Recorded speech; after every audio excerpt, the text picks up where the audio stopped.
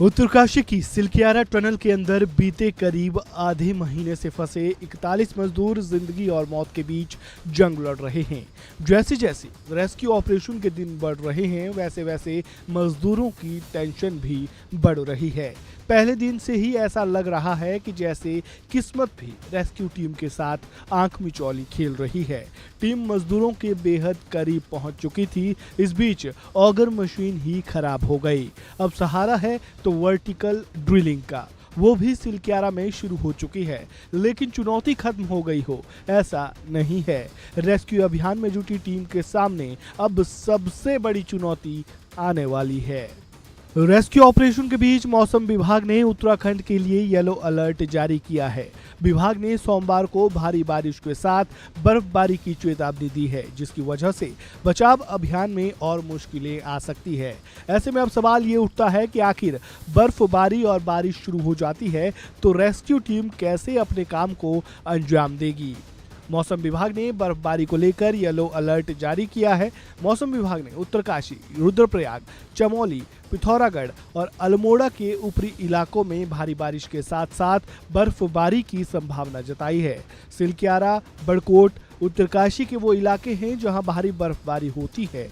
पहाड़ी मिट्टी होने की वजह से बारिश के बाद ये हल्की होकर और धंसने लगती है। अगर मौसम विभाग की चेतावनी के हिसाब से यहां बारिश होती है और बर्फबारी होती है तो निश्चित तौर पर रेस्क्यू ऑपरेशन प्रभावित होगा।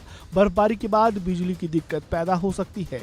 साथ ही ठंड बढ़ने के कारण सुरंग में मजदूरों को भी दिक्कतें होगी और बचाव अभियान में लगे लोगों को भी। आपको बता दें, रेस्क्यू ऑपरेशन में काफी दिक्कतों का सामना रेस्क्यू टीम को करना पड़ रहा है। न्यूज एजेंसी पीटीआई की रिपोर्ट के मुताबिक ऑगर मशीन के ब्लेड मलबे में फंसने से काम रुक जाने के बाद दूसरे विकल्पों पर विचार किया जा रहा है। इस बीच शनिवार को अंतर्राष्ट्रीय विशेषज्ञों ने उम्मीद जताई है कि श्रमिक अगले महीने क्रिसमस तक बाहर आ जाएंगे।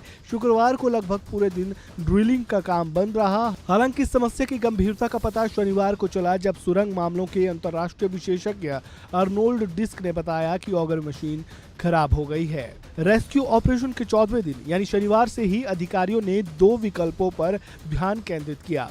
मलबे के शेष 10 या 12 मीटर हिस्से में हाथ से ड्रिलिंग या ऊपर की ओर से 86 मीटर नीचे ड्रिलिंग की जाएगी। सड़क परिवहन विभाग के अधिकारी महमूद अहमद ने इस पर क्या कुछ कहा, वो सुनिए।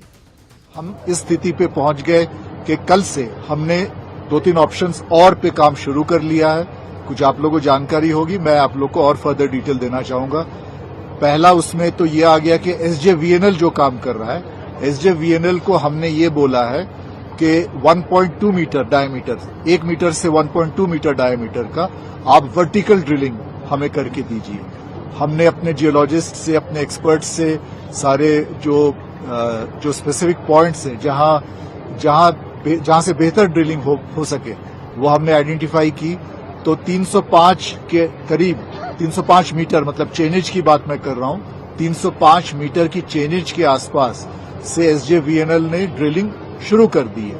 और अब तक जैसे हम बात कर रहे हैं तो काफी आगे भी उसने बढ़ लिया। 15 मीटर लगभग ड्रिलिंग हो चुकी है। आप लोग को ध्यान होगा, वर्टिकल ड्रिलिंग कर रहे हैं और आप लोग को ध्यान होगा कि हम जो स्पॉट आइडेंटिफाई किए थे 305 मीटर, वहां से ये हमारा अनुमान है कि 86 मीटर ड्रिलिंग करना है टोटल। तो उससे अगर 15 मीटर हो गया है तो हम सोच रहे हैं कि ये लगभग अगले कुछ 2 दिन में ये ड्रिलिंग हो जाना चाहिए। जी हां, दूसरे विकल्प के रूप में फंसे हुए श्रमिकों के लिए बचाव स्थान बनाने के लिए सुरंग के ऊपर दूसरे हिस्से में वर्टिकल ड्रिलिंग का काम भी शुरू कर दिया गया है। सुरंग के इस हिस्से में बिजली और पानी की सुविधा है। कई एजेंसियां बचाव प्रयासों पर काम कर रही है। इस खबर में फिलहाल इतना ही। ताज़ा अपडेट के लिए बने रहें वन इंडिया हिंदी के साथ।